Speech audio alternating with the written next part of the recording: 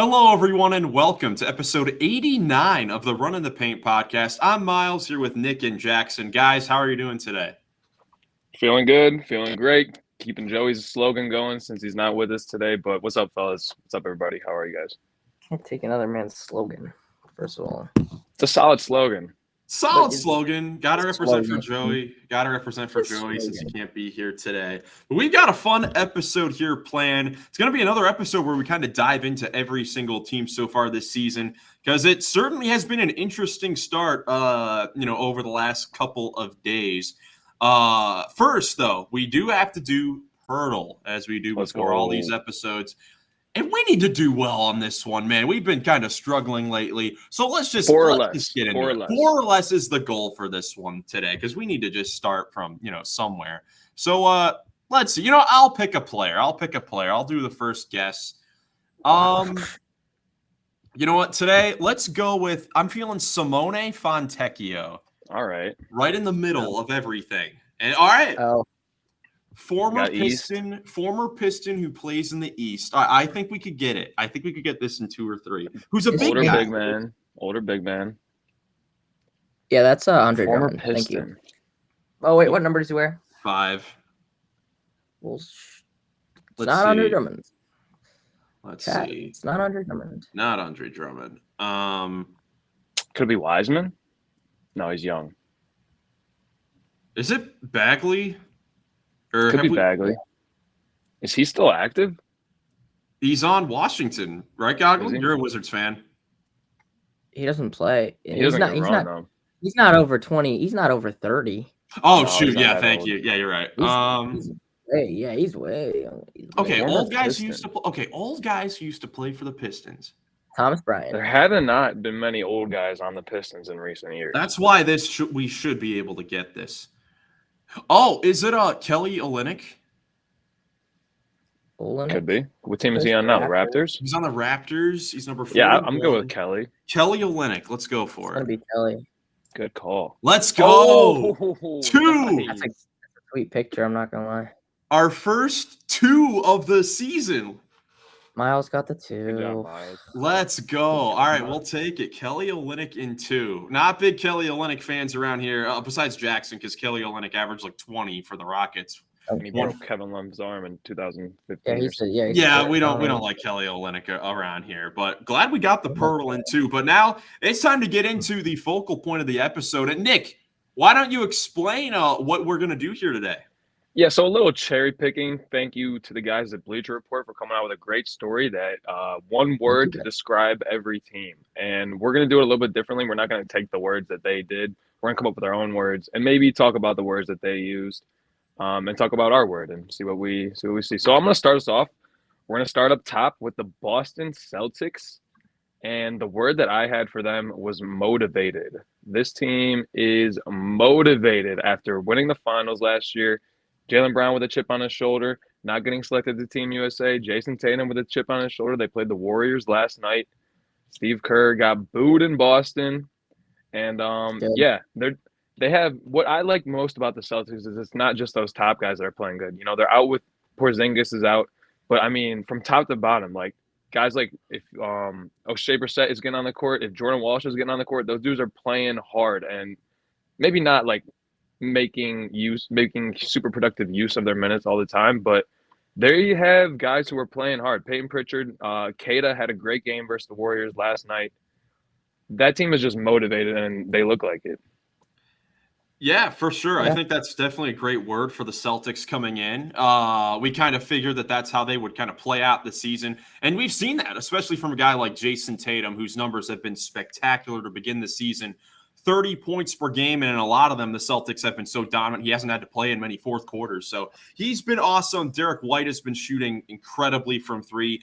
Pritchard averaging 16 off the bench. He's a very early 6-man candidate. So, yeah, I think that's very good. And you're seeing, like you said, Nick, they're getting these other guys that are, like, at the end of the roster. They're getting them some minutes, like Jordan Walsh.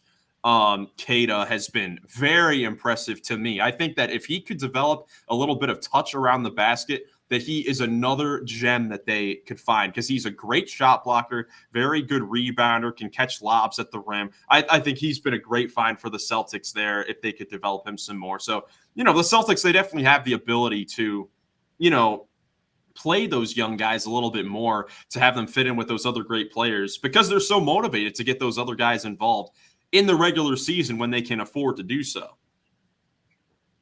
Yeah, and it all starts from the head of the snake. Joe Mazzulla is a crazy SOB. We were just talking about him in the pre-pod lobby. It was a crazy, hilarious interaction. He got asked about Jaylen Brown's injury, and the reporter kept pressing him. He's like, "Did you talk to Jaylen?" He's like, "Yeah, I talked to him." "Did you talk about the injury?" "Yeah, we had a conversation." "What was the conversation?" "Like, I don't know. We both mumbled." "Well, what did he say?" "I don't know. I couldn't understand him. He was mumbling." It's just like, yeah, it's unbelievable. Like, what the heck?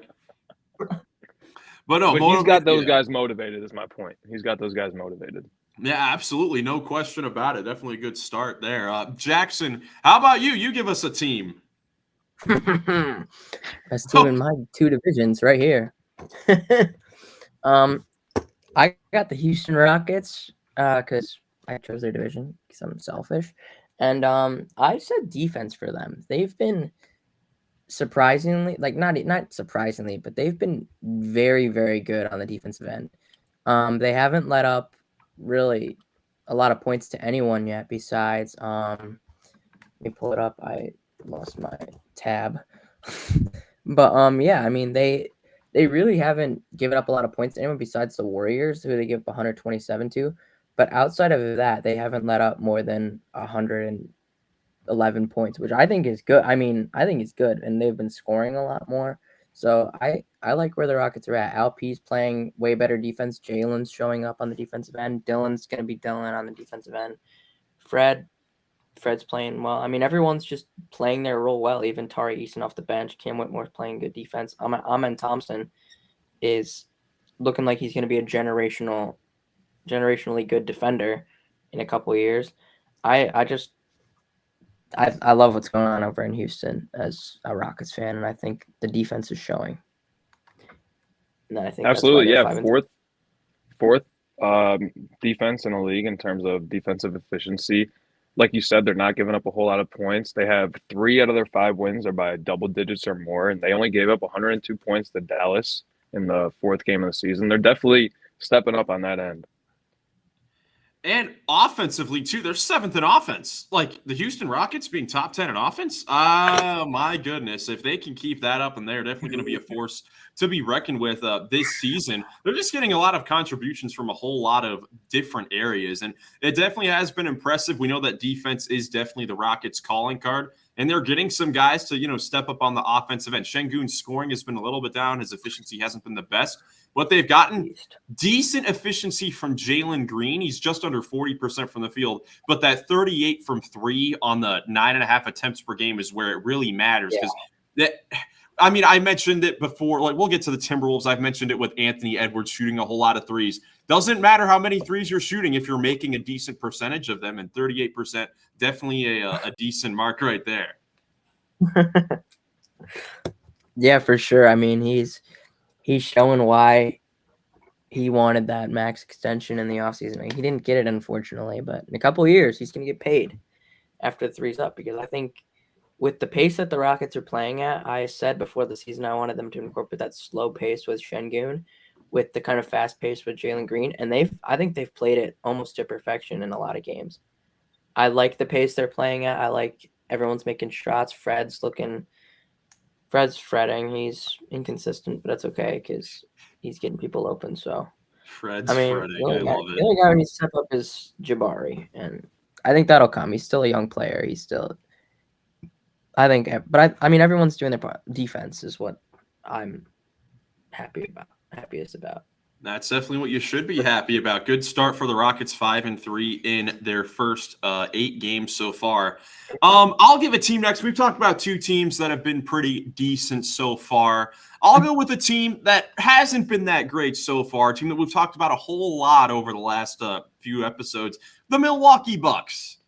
The Milwaukee Bucks, who are currently 1-6 on the season as we're recording this. They're playing in a game against the also 1-6 Utah Jazz. They're down. and currently actually losing to the Jazz in the second quarter. So they could very well also lose this game. But my word for the Bucks is trouble. They're in trouble, I think. You know, this is a team we talk about so much. You know, with the defensive struggles, with players not really helping Dame and Giannis so far. We talked about the Bucks a whole lot, so we don't really have to spend a whole lot of time on them right now. I think that the Bucks being in trouble, I think that kind of fits the starts of the season that they've had. Yeah, I couldn't have said it better myself. I got another team. My next team, we did it by division, so I had the Atlantic. Next team in the Atlantic for me is the Brooklyn Nets, the garbage fire franchise, GFF Brooklyn Nets. And my word for them is actually a bit optimistic. My word is resourceful. I like that. 4-4. They got a negative 0.3 net rating, which is right, almost at 0. So they're not really getting beat on either end too much. They got 2 wins versus Memphis, a win versus the crappy Bucks that we've talked about, and a win versus Chicago. And they got 4 guys who are really leading this team. It's Cam Thomas, Dennis Schroeder, Cam Johnson, and DFS, Dorian Finney-Smith, all averaging in double figures. So they've been resourceful, still getting some production out of Ben Simmons, getting rebounds and assists. But, yeah, it's kind of by committee right now in Brooklyn, and they're 4-4. So got to give them a little bit of props.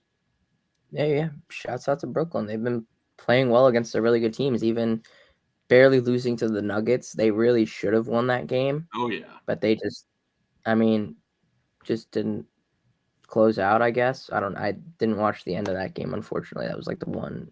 No, it was another. They missed free throws at the end, and they would have won if Finney-Smith hit an open corner 3 at the buzzer. It was a wide open corner 3, so they could very well be 5-3 as well. I think resourceful is great because they're getting the most out of these top guys they're having right now. I mean, Schroeder has been awesome so far this season. Like if he keeps playing at this type of rate, a contending team at the deadline who may be in need of a point guard, he is going to be one of the hottest names on the market.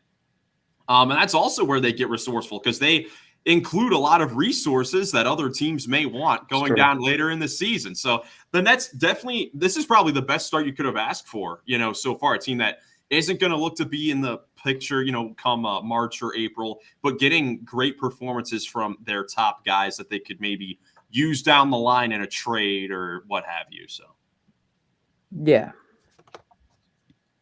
I agree. Jackson. Okay, so I'm next. I'll just stick with the same division, Southwest, and I'm going to stick with the other 5-3 team in the Southwest. I have the Mavericks, and I'm just going to say the guards because Luka and Kyrie are nuts. They play so well together. They are both averaging, I think both over 25 a game or both really Kyrie's really darn close. He's at 24. But these two, it's amazing. I mean, they're going to be tough the rest of the season to stop because you got to, unless you're the Celtics who have 2 really, really good defensive guards, it's going to be tough to match up with them because of Luka's size, because of Kyrie's just ability to be amazing. So I like yeah, that's where I'm at. I chose guards for them because their big men haven't been spectacular, and I'm really surprised. The biggest thing with Dallas has been how easily Clay has really fit into the mold there and had production pretty much from the time he stepped on the court with those two. He seems to be, like I said, just fitting right in alongside them. And my biggest question, I guess, for Dallas is what's going on with their starting center? Is it Gafford or is it Lively? Yeah, they kind of just experiment with those two guys going back and forth. Usually it's Gafford down the line. I think that, going forward that they would want it to be Lively. But either way, both have been playing great, to start the season. So right now, I don't think it's something that they need to worry about.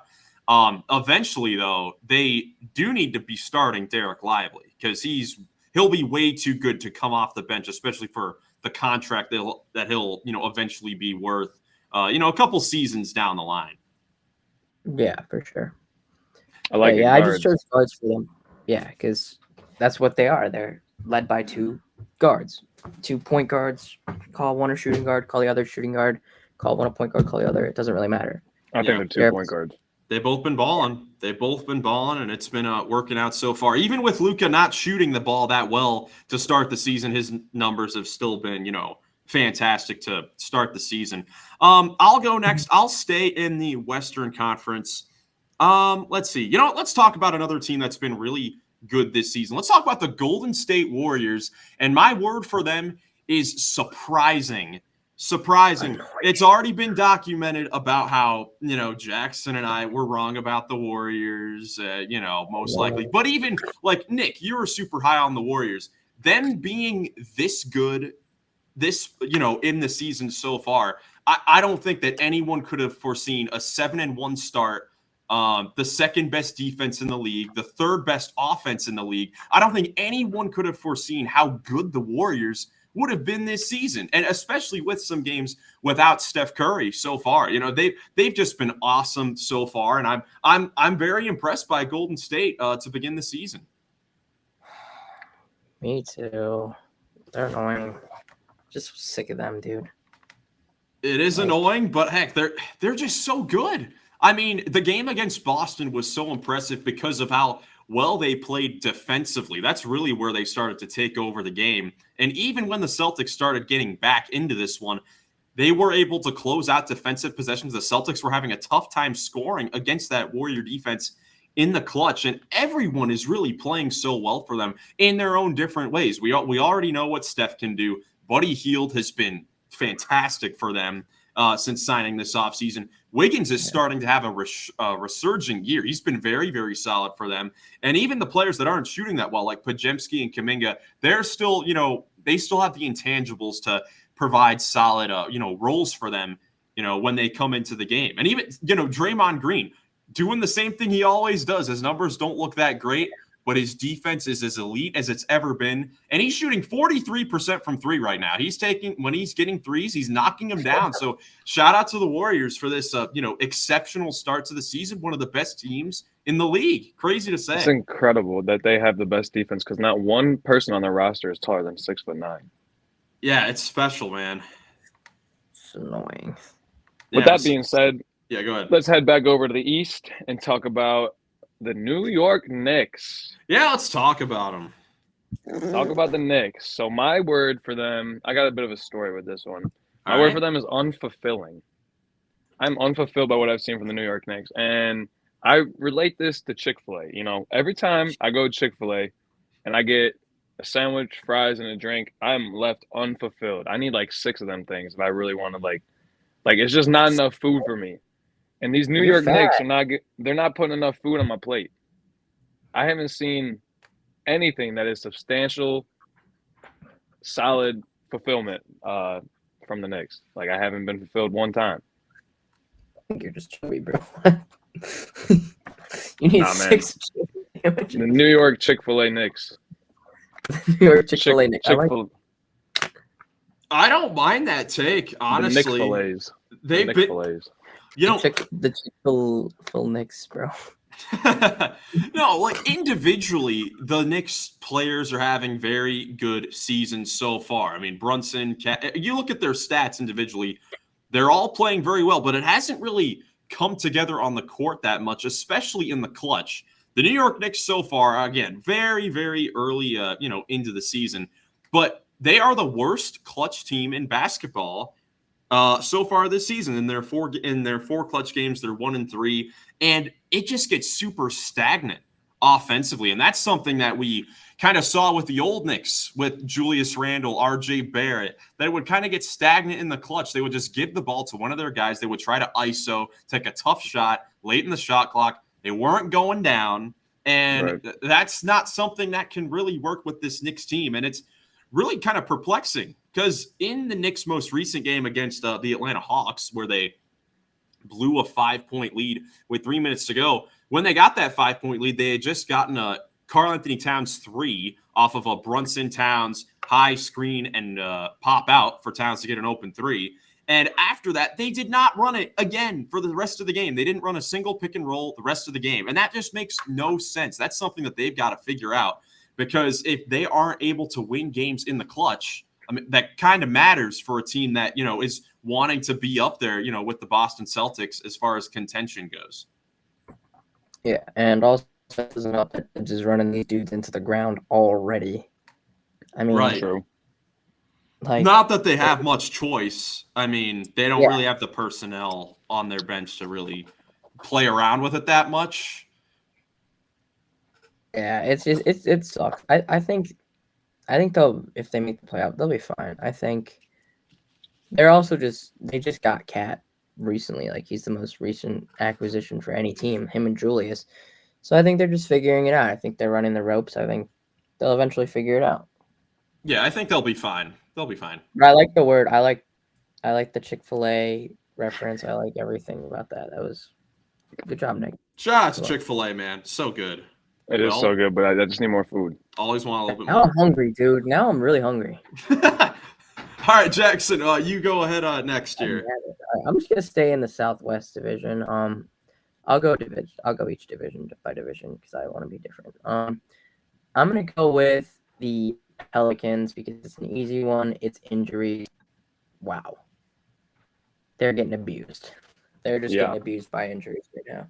DeJounte goes out after the first game of the season, which, I mean, it obviously sucks. Like, I'm not a big DeJounte fan, but I don't want to see anyone ever go down with injury.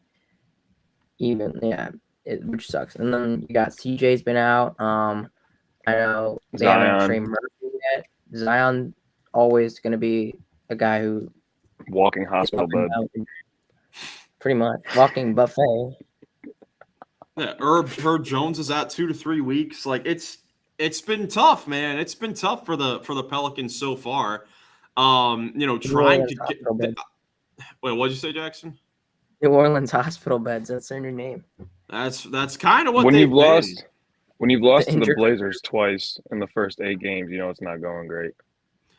No, and it's not even. It's because of their health. Like, when all these players have played on the court, like individual, like Ingram has looked amazing so far this season. He's looked like their best player. Zion has kind of been iffy, and even the players that are out there with them, they're playing super hard. Like, I know as a Cavs fan, the Cavs just played the Pelicans in New Orleans, and the Pelicans played tough the whole game. Jose Alvarado, Brandon Boston, who they just signed, they're playing this press defense on there, pressuring the opposing guards, and it's kind of messing up the flow of other teams. When they play them, they just don't really have the bodies really to completely, fulfill the whole game out. It's been tough so far. It's kind of hard to figure out how they played so far. Messi, you're about to say Nick Messi. I've been very impressed by Messi so far. Yeah, been a bright spot for him. Definitely been a bright spot so far. All right, let's see. I'll go next here. I'll go to the Eastern Conference with this one, and I'm going to go with the Indiana Pacers. The Indiana Pacers, who we've kind of talked about a bit on this podcast in depth, about how they're just getting by really so far this season. So my word for this is Hot Pockets. Going with the food over here because Hot Pockets. No, you compress it and it's one. You compress it and it's one. Hot Pockets. It's a compound word. It's a compound word. That's right. Thank you, Professor Nick. Because the Indiana Pacers, the Hot Pockets, they're cool. They're okay. They get you by. They get you by. They get you by until you can get those frozen DiGiorno pizzas. They get you by. They get you by, and that's what the Indiana Pacers are doing so far. They've had a bit of an iffy start to the season. They're 4-4 so far, with some tough losses in the clutch for sure. And if this team was in, let's just say, the Western Conference, we really haven't talked about the standings so far and how crazy it is that the Eastern Conference has 2 teams above 500. Which is Cavs. absurd.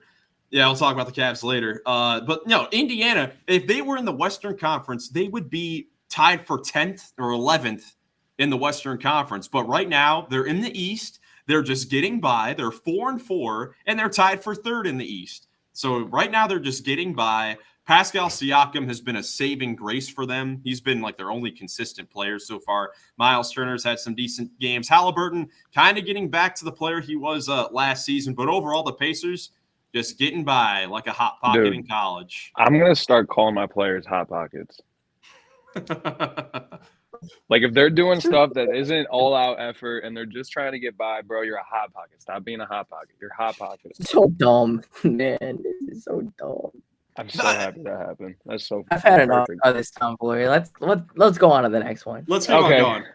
Back to Hot the pocket. Atlantic and the East. I have a team up north, the Toronto Raptors. Pretty simple one.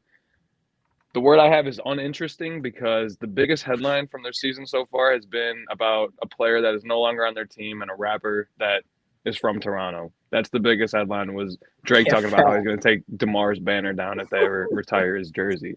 So uninteresting is my word for Toronto. Stupid. Drake is so corny. Yeah, kind of hard to argue with that one. There really hasn't been a whole lot to talk about with the Raptors so far. Even, I mean, their young guys are progressing pretty well so far. I mean, like I talked about it with Joey in the last podcast in the recap. How second-year guard Grady Dick is averaging 20 points per game this season, which has got to be like the second most of any player from his draft class already. And that is super impressive that he's one of the best scorers and he's making a lot of difficult shots here. This is going to be great for him to get these early reps here to score, shoot the ball off of catches, off the dribble. And that's only going to help him and the Raptors moving forward. Not to mention Scotty Barnes, his all-around play. RJ Barrett has been awesome since coming back from injury. Even getting Ochai Agbaji, Davion Mitchell having efficiency. You're naming all these guys. I'm just not interested. No, I know what you mean. Because they're not that interesting. But, I mean, for Raptor fans, that's definitely what they want to see so far this season. Yeah, I mean, not much else to say about the Raptors. Just uninteresting. Uninteresting. All right, Jackson. Yeah. All right, I'm gonna stick with the Southwest Division. I'm gonna go with the Spurs. I just put flag. I didn't know we could group names or groups of things together, so I just put flag. That being Cooper Flag. I think they need to focus on getting him and Wemby together, and I think they're doing a great job of it. Even with Wemby this season, Wemby hasn't looked great. So, I mean, yeah, I think they should just keep losing. They're currently 3-5. I think just got to make sure you get that number one pick at this point. Or, yeah, because Cooper Flag in his debut showed why he's getting the number one pick, because he's a beast. He's disgustingly good. I don't know. For me, the Spurs, like I was hoping to see more, like Chris Paul get more out of Wemby and stuff on the offensive end. And like his post-up numbers are down. He's isoing a lot more. He's shooting the ball further from the hoop. I think they got to figure him out on the offensive end this year. Yeah, that should be the main thing on their agenda. Yeah, he's looking like he's definitely in a sophomore slump so far. Sophomore slump. Yeah, that's probably a good way to put it. Sophomore cliff dive. Well, he's been in a slump since the Olympics. Well, I mean, Nick, you kind of alluded to it there, him shooting further away from the basket. Like, I don't know who said this. It might have been Kendrick Perkins who's saying that he's kind of playing like Kevin Durant instead of playing like a Bruiser or Giannis or something like that. Like, he should be playing in the paint. There's no reason that a guy this big should be taking 7 of his 15 shots from three-point range. There's no reason. He should be taking a lot of those right at the basket. And who knows, a lot of that could just be, he needs to get stronger to feel more comfortable, down near the basket. But, so far the shots haven't been going down. He's 21% from 3 on 7 attempts per game. And that's why his field goal percentage is only at 42. I mean, his 2-point efficiency is at 59%, which is pretty good, for a guy that size. The problem is the other half of his shots are from three-point land where they're not falling. And, that's why his efficiency is so down. But, I mean, it is encouraging to see that at the free throw line, he's shooting 93.5%. So you would assume that his, outside shot will come along. The free throw percentages are usually a good indicator on that. But, no, so far you could say it has been a little bit of a disappointing sophomore slump for Wembanyama so far. Yeah, I mean, nothing else to really say about this team. It's another one of those poor teams that we've kind of had last couple, but yeah. The Spurs, they're not going to be good this year. Yeah. All right. I'll go back to another good team. I'll stay in the Western Conference. Let's go to the Sacramento Kings. And my word for them is dangerous, because I think this team could be very dangerous. I think that's what they have been so far.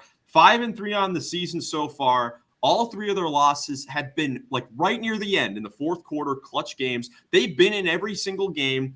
All of their guys are playing very, very well. Obviously, we could say this about every team. It's only 8 games in. We'll see how they can sustain it. But so far, for the experiment with DeMar DeRozan going there with Fox, Sabonis, Murray, all those guys, they're all playing very well. Sabonis has just had a perfect triple-double. It was unbelievable. Didn't miss a shot. Didn't turn the ball over while having like 13 assists or something like that. Yeah, Didn't even commit a foul. It's crazy. He didn't have a foul, man. Yeah, I mean that's just how it's been. The offensive load has been spread perfectly for the Kings. I don't even think that I could have predicted this type of start for the Kings with DeRozan putting up 25, Fox 24, Sabonis putting up 20, 13, and 7. Like it's all been a perfect start really for those 3 guys there for the Sacramento Kings. Now the question is, can the other role players start to step it up from 3-point range? Because so far, Keegan Murray, Malik Monk have been a little bit streaky from downtown. Trey Lyles. If those other guys can start to get a rhythm from 3, this team becomes so much more dangerous because they're already putting up nearly 120 points per game, and their best 3-point shooters right now have been Domantas Sabonis and DeMar DeRozan, who aren't going to shoot at a high volume. So they need those other guys to get going. Yeah, and they already have the 5th best offense. So just imagine if those other guys do get going. Yeah. Okay, my final team in the Atlantic is everyone's favorite, Philadelphia 76ers. Oh, okay. And I am actually going to steal the word that Bleacher Report used because it's perfect. It's undefined. Obviously, Paul George has only played 2 games. Joel Embiid hasn't seen the floor yet. But it would be wrong to say that, well, nothing's going well for them right now. There's not a whole lot going well. Tyrese Maxey, he's taking 25 shots a night, having to do a lot. And he's now injured for 2 weeks. Oh, that's not good. No, I mean nothing's going right now. He's out with an ankle injury, I believe, is what Shams reported earlier yesterday. Of course, just getting Paul George back. I mean, you're right. What's up, Jackson? He's gonna drop 50 next game. I'm here for it. Fantasy. But even Paul George in year 15 in these first 2 games, I mean, he hasn't looked bad, but he hasn't looked great. 4 of 14 in the first game, 1 for 7 from downtown. I get it, you're playing in Phoenix and your debut back, but he only played 23 minutes a couple nights ago versus LA, and he shot efficiently. He was 7-9, had 18 points and whatnot, but they're obviously going to be relying on him a lot more now in year 15 in a brand new team with Tyrese Maxey out and Joel Embiid still not seeing the court. So yeah, I have undefined because this team can be really good, but we haven't obviously seen it yet. Who called it? Oh, this guy? Oh.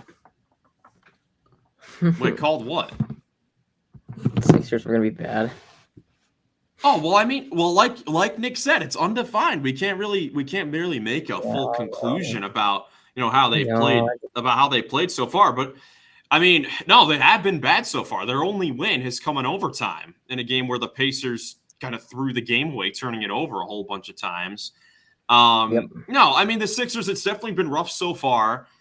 But of course, it's undefined because we haven't had all their guys out on the court, but who knows when we're going to get it all. Joel Embiid is coming back next Tuesday, so that's where it could potentially start for them because we saw last year when Embiid did play, the Sixers were the best team in the league. They were something like 32-8 when he played, which is a ridiculous record for one player with a team. So the question will be are the Sixers going to be in trouble here now that they're, as you alluded to, Nick, they're kind of putting pressure on these guys, Paul George and Joel Embiid, to play at that type of rate when they come back from injury? Because right now, losing these games, they're 1-6, of course. They play the Lakers tonight in LA. They could very well be 1-7 before finally going back home.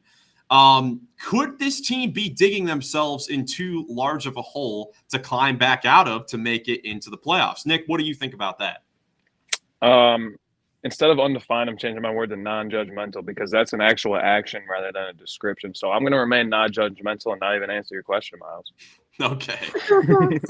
Too bad I can answer it. I hope they don't make the playoffs. Screw them. I hate them. I don't think they're digging themselves too far of a hole. I think they are. The East is, we just talked about it. They have 2 teams above 500. I think that's where they're saved by it, that the rest Yeah. of the East has been so bad. Like teams like them and the Bucks we talked about earlier. And the Magic, the Pacers, Magic, they're all off to slow starts. and they're still in it. They're still going to be in it because, you know, the other teams in the East have been playing that bad. Yep. Sadly. Yeah. But Jackson, what's your next team?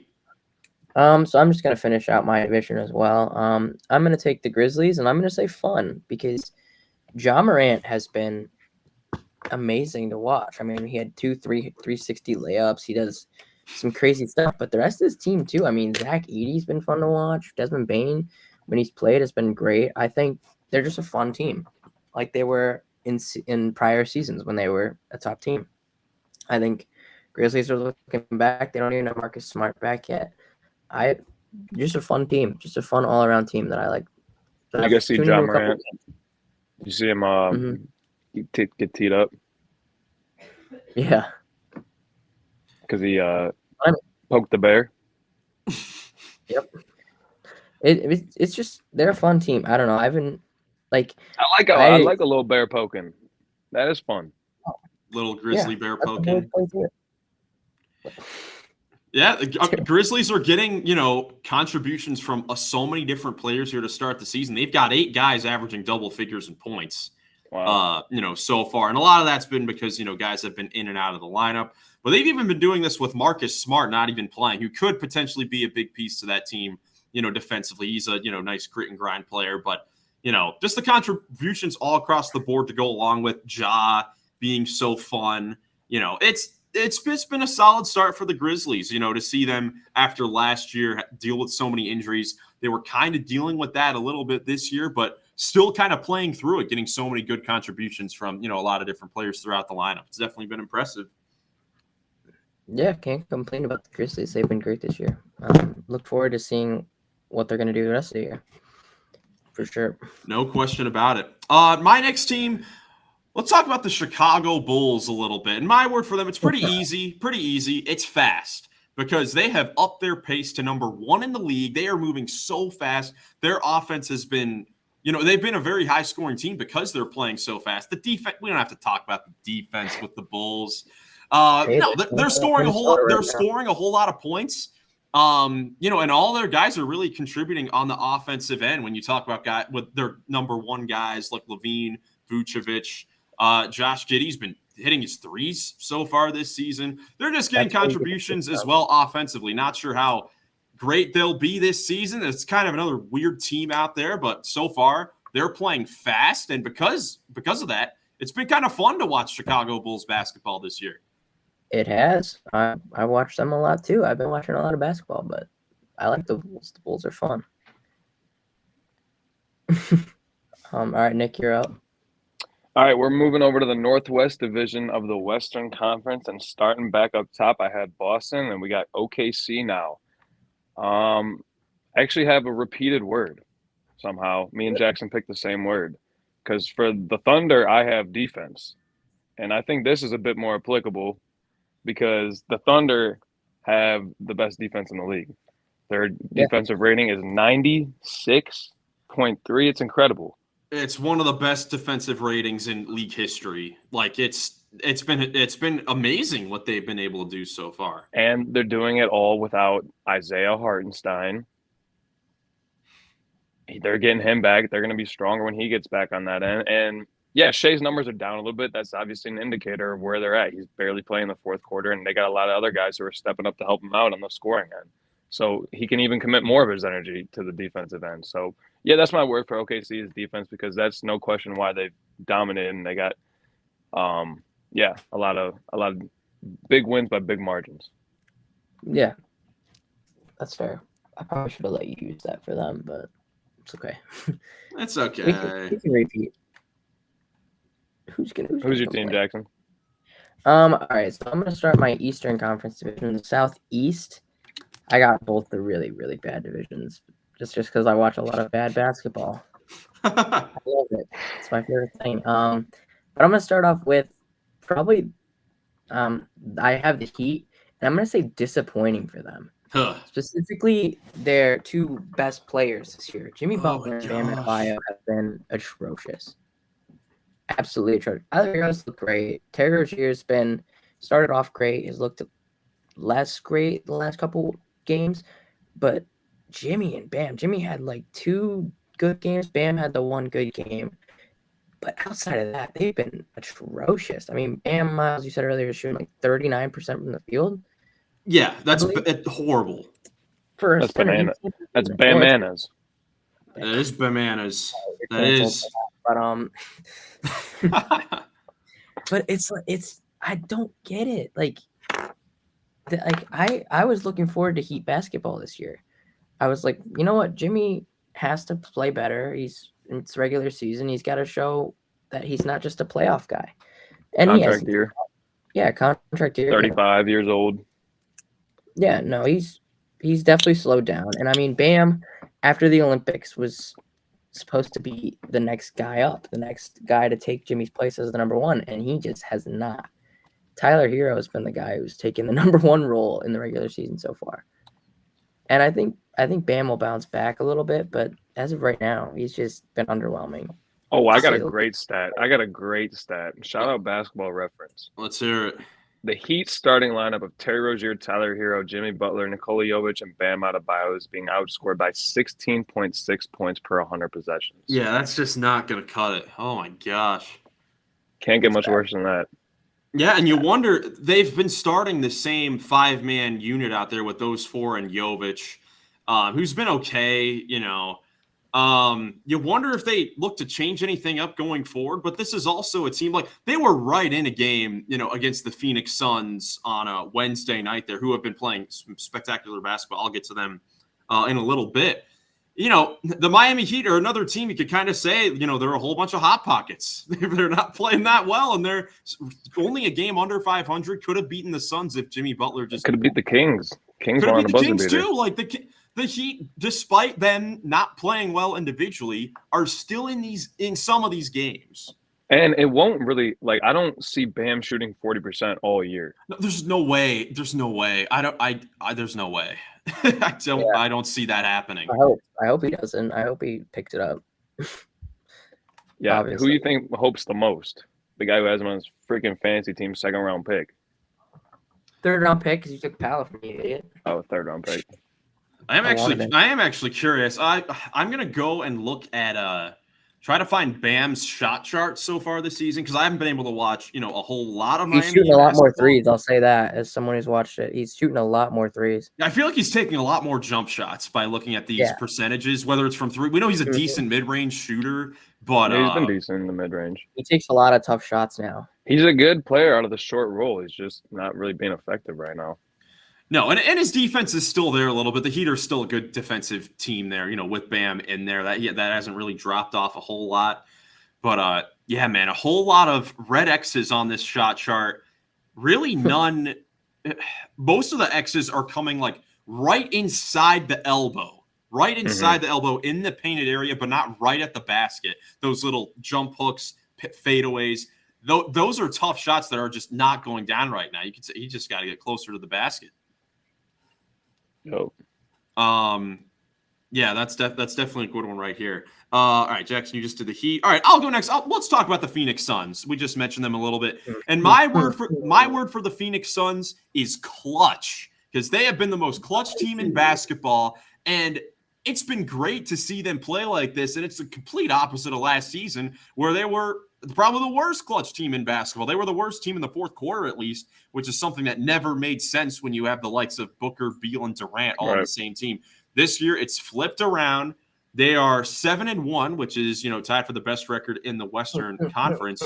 And 6 of the games have come in the clutch. 6 of their 7 wins have come in clutch time. That is no joke right there. They have the best net rating in the clutch.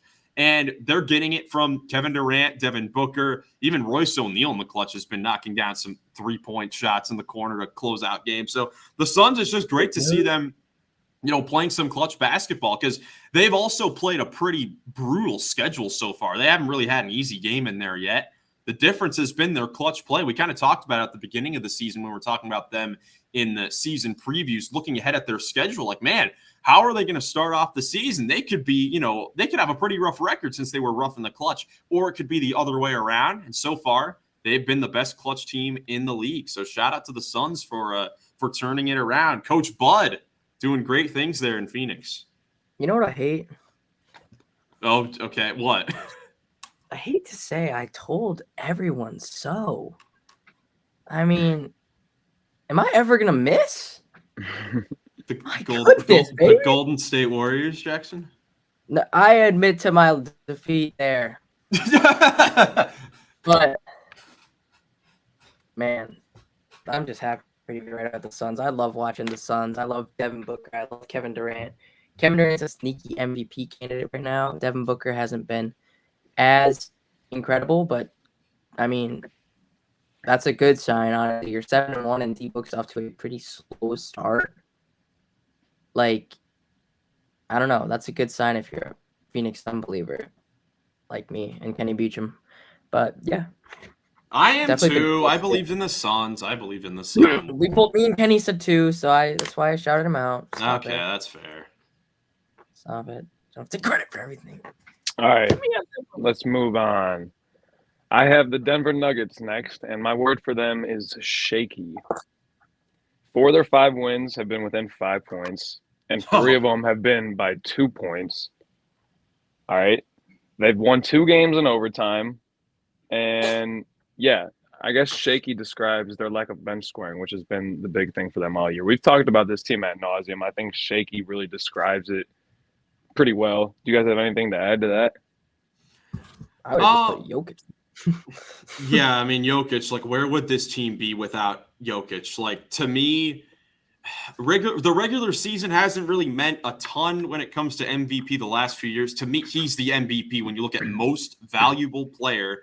Because, I mean, he's leading the league in rebounding and assists while having a career high in scoring at like 28 points per game. Like, what more do you need from this guy? Like, he's been awesome so far. Is he leading the league in minutes still? Someone with that man. Probably is. He's averaging 38 minutes a game, shooting 51% from 3. He's doing everything you could ask for him in this team. And it's good to see some of these guys start to get it going, like Porter from deep. Christian Brown has been very good in that starting role. And with Murray and Gordon now injured for a little bit, Russell Westbrook and Peyton Watson now starting in there.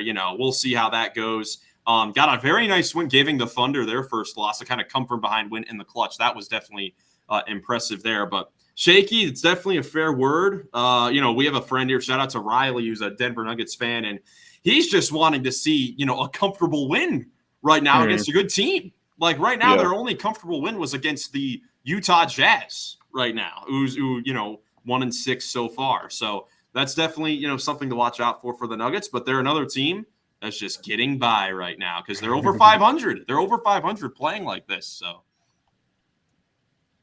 yeah, and they've been without Jamal Murray for a lot of the season so far too, which is, I mean, like with Phoenix. I mean, Devin Booker hasn't been playing that well, and they're still good.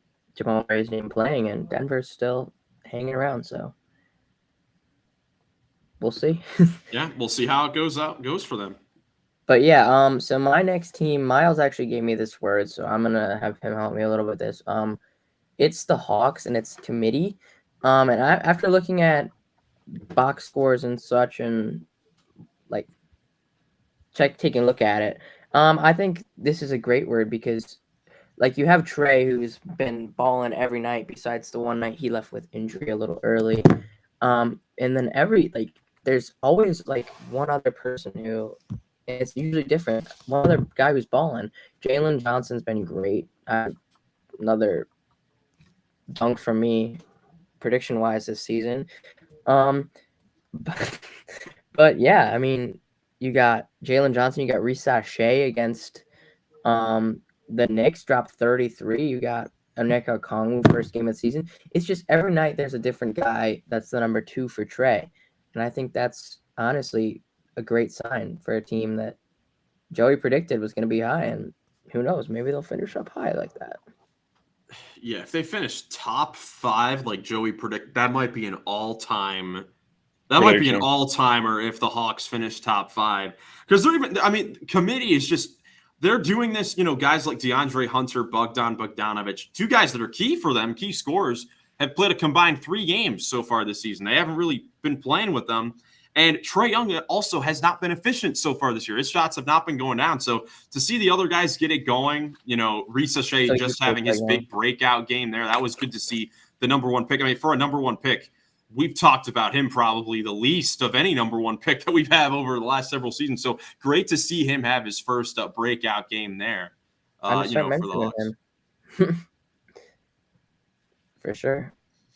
All right, my next team. Let's talk about the Los Angeles Lakers. I've got 2 LA teams left in the West. Let's talk about the Lakers here. And it's been an up and down season so far. Right now, we're at the down part of it for the Lakers after starting 3-0. Then they go on a 5-game road trip, go 1-4.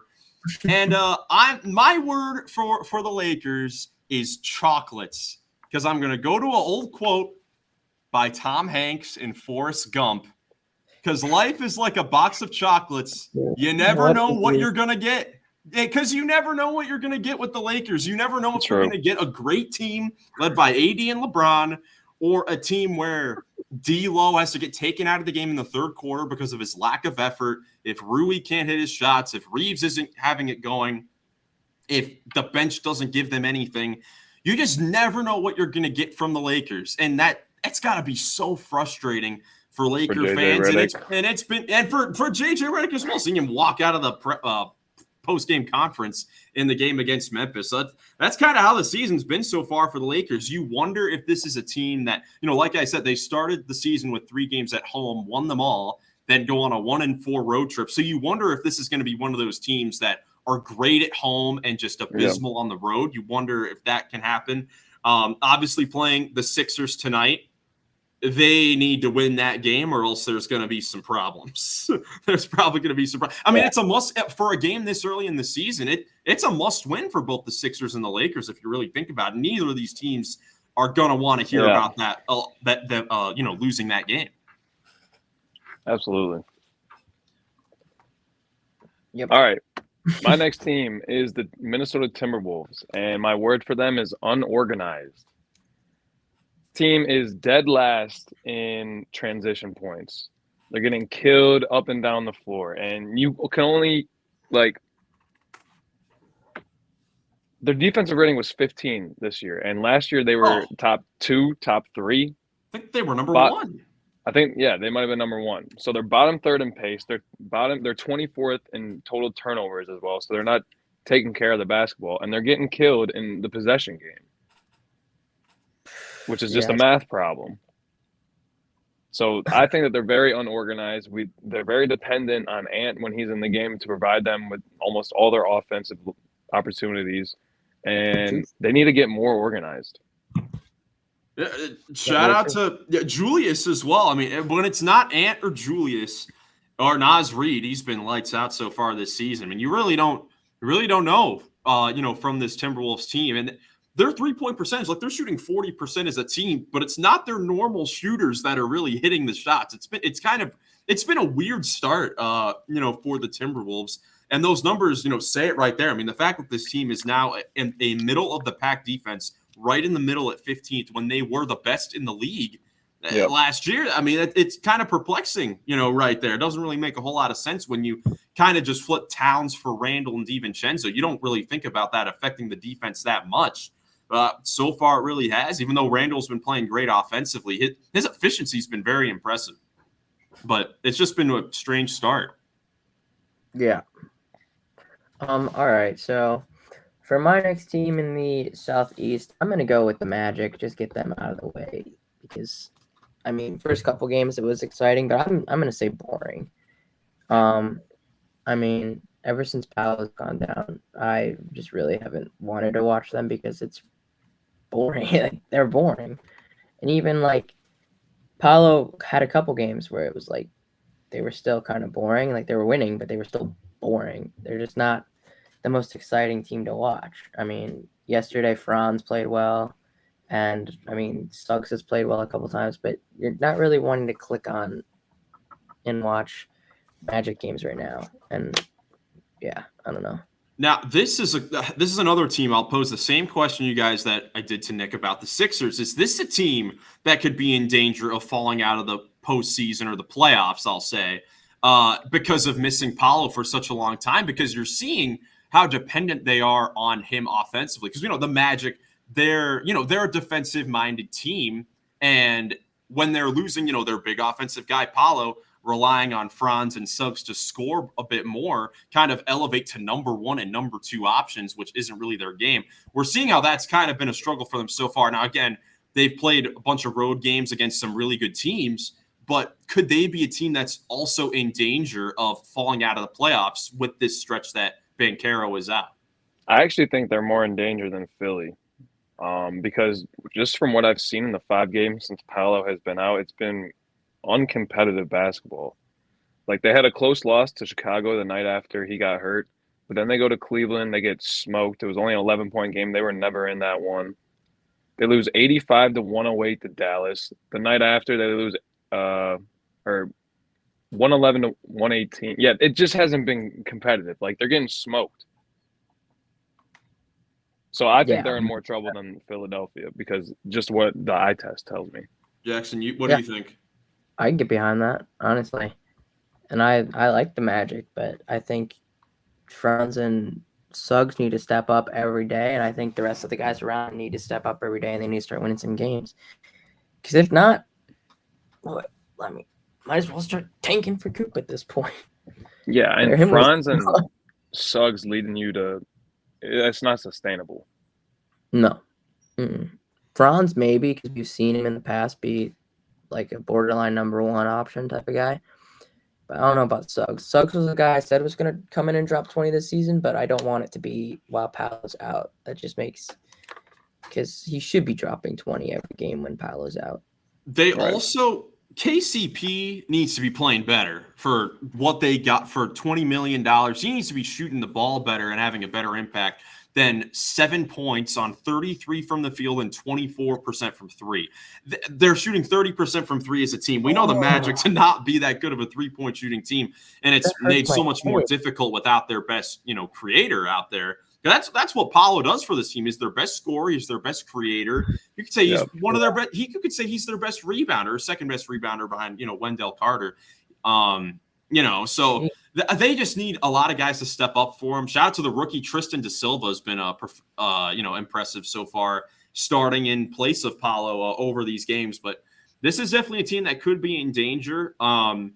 This is a team that going forward at the trade deadline, or maybe even sooner than that, Dennis Schroeder on this team, I think, could help out. And the Magic do have some young pieces that they could give up if they want to. But Zach LaVine to the Magic, I've been thinking about that for years. I would love Zach LaVine on the Magic so much. But it's definitely a tough team. Yeah, it sucks too because I had them at third, but can't really blame me for that one. I wasn't expecting Paolo around. And still definitely a long season. You never know. They could get back home and get on a nice winning streak with their guys out. Because that's the thing. With this team, being a defensive team, the defense is going to keep them in games against lower quality opponents. I mean, those losses, like we said, they're at Cleveland, Dallas, and OKC, I believe. 3 of the upper echelon teams to start the season. So they could definitely pick it up once they face, some competition that's kind of at their level once they get home from this road trip. Speaking of the Cavs, let's talk about the Cleveland Cavaliers, who are still now officially the only undefeated team remaining in the league. And my word for them has been historic, because it's been a historic start. It's been unbelievable to see what this team has been able to do on both sides of the ball. Them having the best offense in the league, still, I believe, the second best defense in the league as well. It's just been awesome. New head coach Kenny Atkinson has now set the NBA record for the best start, with a new team in NBA history. The numbers that he has gotten this Cavs team to put up, 9 games into the season, I couldn't have even, fathomed this happening. I cannot believe that we're seeing what we're seeing right now. It's just been historic, and I hope it keeps up, for the whole season. Yeah, having the top offense was not something that I could have predicted the Cavaliers being at 9 games in the year. My word would have just simply been Atkinson.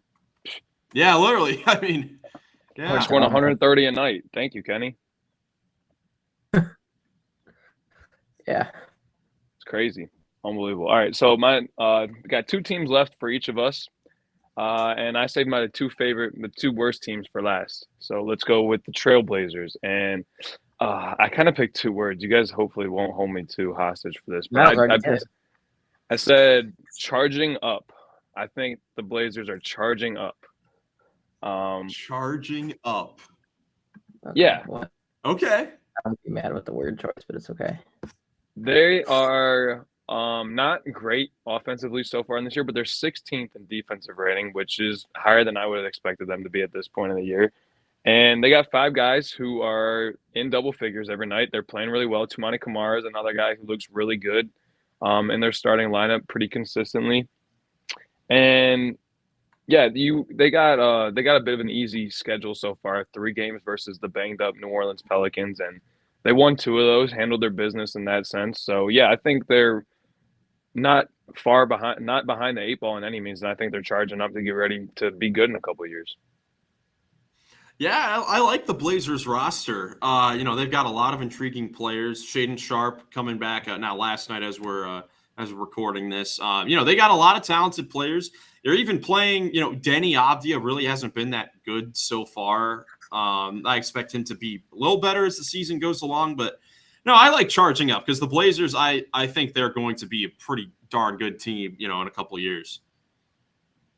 Yeah, 100%. It's just about developing those young guys. Yep. Honestly.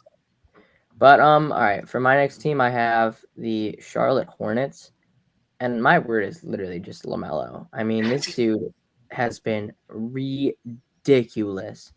In 8 games, he's averaging 28 points, 4.8 rebounds, 6 assists with 1.5 steals. He's leading them in points, assists, and steals right now, and he's just keeping this team afloat. While Brandon Miller was down, I mean, Trey Mann has helped. But outside of him, I mean, everyone else has been somewhat disappointing. Nick Richards has played well on the defensive end. He's averaging 2.5 blocks. But Miles Bridges only averaging 14. I mean, Brandon Miller only averaging 12.8 when he plays. I don't know. I've liked LaMelo a lot this season. I think he's the only thing keeping them afloat right now. He's been otherworldly. The way he's been playing right now, if he can keep this up, it could, spark up a legit conversation on whether or not he is a superstar player. I think we could see that this year, especially if the Hornets can kind of jump up in the standings. I mean, they're still, I want to say they're in the play-in. They're tied for 10th right now. That's just how bad the East has been. Jackson, would it be fair to say that you see LaMelo Ball as a bit of a lean cuisine and a locker room full of Hot Pockets? What? Would that be fair to say? Well, it depends on what you think is better, a lean cuisine or a Hot Pocket. What does that even mean? Like, dude, this isn't a food podcast. Let's chill, man. But, maybe we should make it one, or a food reference of the day. I love it. I love it. All right. My final Western Conference team, the LA Clippers, and I really didn't know what to put for them. I kind of put weird just because it's kind of been a weird season for them so far without Kawhi Leonard. Of course, they just won their, first couple home games this week at the Intuit Dome. Their best play, like James Harden, hasn't been the most efficient, but they've still been holding forth. They're 4-4 because the guys like Big Zoo and Norman Powell who've been playing great. So they're just holding forth. This is kind of just as we predicted how they would play. We'll see how far they can go. Yes, sir. All right. Oh, my bad, Jackson. No, you're good. I wasn't really going to say anything. I just said yeah. Okay, my last team is the Utah Jazz, and much like the Raptors, I see them as uninteresting. But Utah, they just feel a little bit more unimportant. So that's my word, is unimportant. Yeah, no one really cares if Colin Sexton plays well this year. I mean, like, that's great, but they're gonna suck. I care about the Jazz, by the way. They got the worst offense in the league. their season kind of got kickstarted on a bad note when Taylor Hendricks went down, and it hasn't rebounded at all. Hasn't rebounded at all since then. Oh, It's yeah. just been in the Oh, mud. that's disgusting. I hate. And yeah, I just got unimportant. Like Walker Kessler's averaging 10 and 12 pretty efficiently, and it doesn't really seem to be a big deal because it's really not. It is a big deal to me. I've watched every Jazz game. Okay, That is crazy. that's my job. Watch all the bad games, so you guys don't have to. All right, what's your final team, Jackson? Oh, I've been waiting to talk about this team. Oh, The Washington Wizards. And my word for them is just developing, honestly, because they've been playing their rookies, Bub Carrington and Alex Sarr, a ton. And I think Bub's looked great and Alex Sarr's looked streaky. But yeah, it's just about developing this young team. And I could have put flag for them too, but honestly, I don't know. Jordan Poole's looked great. Love that guy. He's arguably my favorite non-Rockets player in the league. I talk about him way too much. But yeah, I think it's just developing. It's the Wizards. That's what they need to keep on doing with their young guys. And they could be a nice little team in a couple of years. Yeah, Alex Sarr, Bub Carrington, just keeping those guys, like you said, developing. And that is going to be their future. Koulibaly, Keyshawn That's George. right, Koulibaly. Yeah, Koulibaly's been balling so far. I think development has been perfect. I mean, we're a couple weeks into the season and they're starting 3 rookies. It's kind of clear what direction they're going, and they've been playing well to their credit. Definitely learning. There are going to be a lot of rough nights this season, but some good ones sprinkled in there, and those are always going to be fun for all 5 Wizards fans out there plus Jackson. I'm one of them. Let's go, baby. Let's go. All right, final team to go over, the Detroit Pistons. And my word for them is spacing. Even though the three-point percentage has not been that good for the Pistons, the spacing that the veterans that they've acquired over the offseason has really allowed guys like Cade Cunningham and Jaden Ivey to have explosive starts to the season.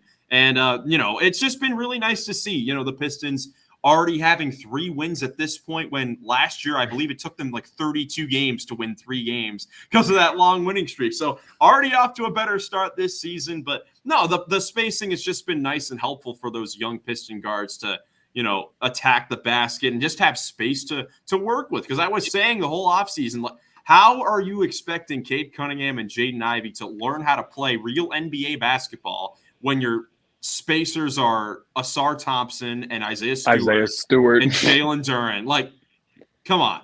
I mean, and even Tobias Harris is shooting like 17% from 3. Malik Beasley's like 32%. But you got to guard them. You got to guard them. You got to guard them. You don't have to guard those other guys, and it's helping the Pistons out. No question about it. Especially those 2 guys. Jaden and Cade, they need space to operate in, and you hit the nail on the head. They're having great starts to the season because of the roster changes that they made in Detroit. There's a look at all 30 teams with one word. Let us know in the comments below. Leave a word if you want down below. Maybe about the Runnin the Paint podcast if you want, about our team's starts of the season. Hot Pockets. Heck yeah, the unofficial official food of the Runnin the Paint podcast. But thank you guys so much for watching. If you enjoyed, leave a like, subscribe for more NBA content. Hope you have a great rest of your day, and we will catch you in the next one. Peace.